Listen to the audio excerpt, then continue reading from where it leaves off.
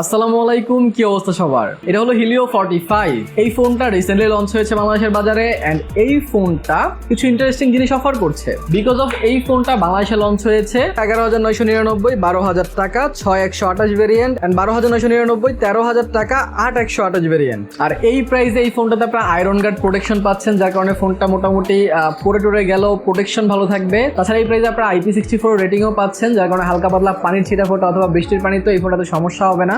ডিজাইনটা পাচ্ছেন আনকমন, কারণ এই বাজেটে অন্যান্য ডিজাইনের সাথে কম্পেয়ার করলে এই ডিজাইনটা উপরের লেভেলেই থাকবে। তাছাড়া হিলিও G81 প্রসেসরের সাথে এইখানে আপনারা 5000 mAh এর ব্যাটারি পেয়ে যাচ্ছেন। তো ভালো দিক তো বেশ কিছু আছে, আমরা বুঝতেই পারছি। হিলিও অলওয়েজ ভালো কিছু করার চেষ্টা করে, বাট খারাপ দিক কি কি দিছে এটার, ভালো খারাপ সবকিছু নিয়ে আলোচনা করবো আজকের এই ফুল ইনডেপথ রিভিউতে। তো হ্যালো গাইস, কেমন আছেন সবাই? আমি রবিন, আপনারা দেখছেন মোবাইল বাড়িতে। চলুন শুরু করা যাক। শুরুতে যদি আমরা আনবক্সিং নিয়ে কথা বলি, তাহলে সুন্দর এই বক্সটা খুললে শুরুতে সুন্দর ফোনটা পেয়ে যাবেন। ফোনটা সাইডে রেখে একটু নিচে জ্যাম করলে আপনারা কিছু paper work and SIM ejector পেয়ে যাচ্ছেন। এইটা সাইডে রেখে আরেকটু নিচে জ্যাম করলে আপনারা একটা ট্রান্সপারেন্ট কেস পেয়ে যাচ্ছেন, সাথে একটা হেডফোন দিয়ে দিছে তারা। এখন হেডফোন দেখাই যায় না, আপনারা হেডফোন জ্যাকও এখানে পাচ্ছেন, হেডফোন বক্সও পেয়ে যাচ্ছেন। তাছাড়া একটা 18 ওয়াটের অ্যাডাপ্টারও পেয়ে যাচ্ছেন অ্যান্ড একটা টাইপ সি কেবলও পেয়ে যাচ্ছেন এখানে।